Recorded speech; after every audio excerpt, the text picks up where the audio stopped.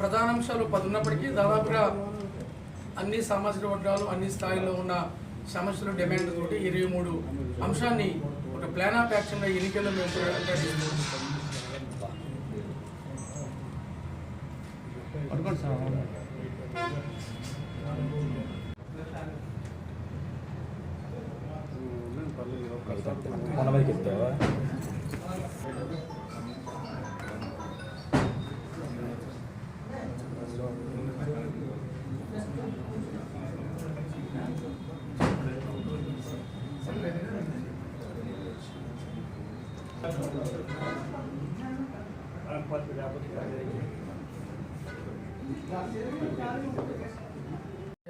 అమానవీయ వ్యవస్థ ఉందో దాన్ని తీసుకురావడం చూస్తున్నారు. ఇప్పుడున్న ప్రజాస్వామిక వ్యవస్థ, పార్లమెంటరీ సిస్టమ్, లౌకికవాదం సిస్టమ్, స్వేచ్ఛ, సమానత్వం, సౌభ్రాతృత్వం, సోషల్ జస్టిస్ ఇవేం ఉండవండి. మొత్తం రాజ్యాంగం అంటే ఈ దేశంలో మెజారిటీ ప్రజలు, ముఖ్యంగా రాజ్యాంగ పరిభాషలో చెప్పాలంటే ఎస్సీ, ఎస్టీ, బీసీ, మైనారిటీ రాజ్యాంగ పరిభాషలో ఇక ఈ మెజారిటీ ఓసీలో ఉన్న పెద్దలతో కలుపుకొని స్త్రీ జాతులతో కలుపుకొని 195% ప్రజల యొక్క పౌర మానవ హక్కుల్ని మేము రద్దు చేస్తామని ఓపెన్గా చెప్తున్నారని ఎంత ధైర్యం అది.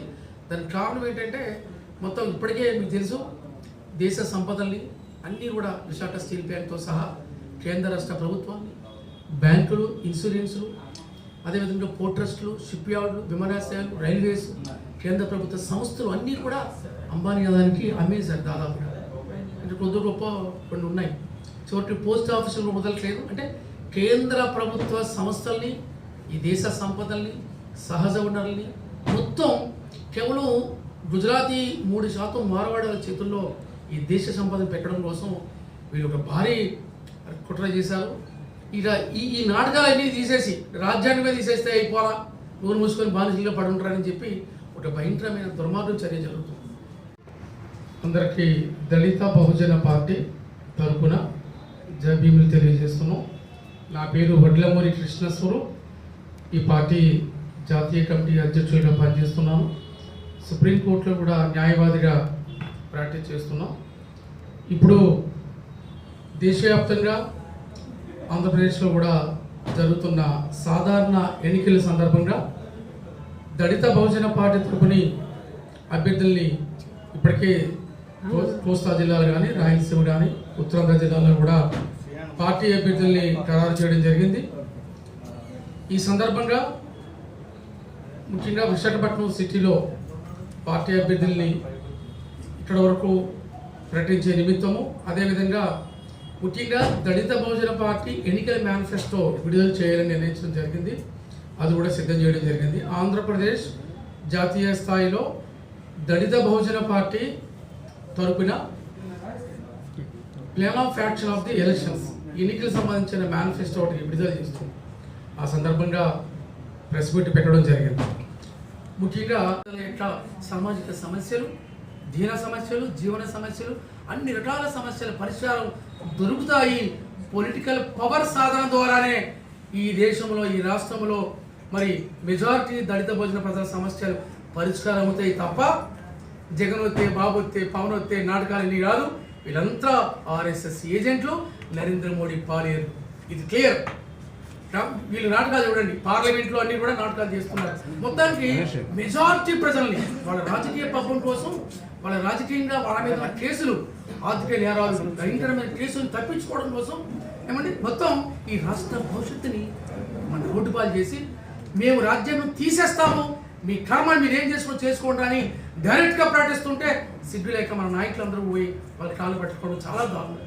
2 నుంచి 3 పార్లమెంట్కి వేస్తున్నాం. ఆంధ్రప్రదేశ్లో 25 పార్లమెంట్కి నామినేషన్లు వేస్తున్నాం. 175 అసెంబ్లీకి నామినేషన్లు వేస్తున్నాం. తెలంగాణలో ఉన్న దాదాపు 17 పార్లమెంట్కి కూడా మేము నామినేషన్ వేసి చాలా పెద్ద ఎత్తున ఈ దేశ పౌర సమాజానికి రాజ్యాంగాన్ని రక్షించుకుందాం, దేశాన్ని కాపాడుకుందాం అని నినాదం ఇస్తున్నాం. ఇక ముఖ్యంగా ఆంధ్రప్రదేశ్ వచ్చేసరికి ఇక్కడ అసెంబ్లీ ఎలక్షన్స్ కూడా జరుగుతున్నాయి. ఒడిస్సా, మన ఆంధ్రప్రదేశ్, ఒడిస్సాలో కూడా బరంపూర్, అదేవిధంగా 2-3 పార్లమెంట్ కాన్స్టిట్యున్సీలు కూడా మా పార్టీ ఇక్కడ కూడా డిస్ట్రిక్ట్స్ యూనిట్లో పనిచేస్తున్నాయి. కాబట్టి ఖచ్చితంగా ఆంధ్రప్రదేశ్ అసెంబ్లీ ఎన్నికల్లో ఇక్కడ మేము ఈ రాష్ట్రానికి 2% ఉన్న కులాలు పరిపాలిస్తున్నాయని గమనించండి. వాళ్ళ జనాభా 2 పార్టీలో ఉంటాయి, మా అయితే 3వ పార్టీ ఉండొచ్చేమో, థర్డ్ పార్టీ. 2% జనాభా లేని కులాలు ఈ ఆంధ్రప్రదేశ్ని పరిపాలిస్తున్నాయి. అది చాలా అన్యాయం. మెజారిటీ 90% ఉన్న ప్రజల్ని పాలితులుగా చేసి, ఓటర్లుగా చేసి, అది వైఎస్ఆర్ అయినా తెలుగుదేశం పార్టీ అయినా మరొకరైనా 2% కులాల పార్టీ 90% ప్రజల్ని పరిపాలించడం అంటే ఎంత అన్యాయం అది. అందువల్ల మేము ఏమంటున్నామంటే ఈ ఆంధ్రప్రదేశ్లో 2024 సాధారణ ఎన్నికల్లో ఇక చాలునైనా దళిత జాతులే ముఖ్యమంత్రి కావాలి. ఇటు మీరు 2% పక్కన పెట్టండి, ఇటు మీరు చేశారు, మా కర్మ వదలండి.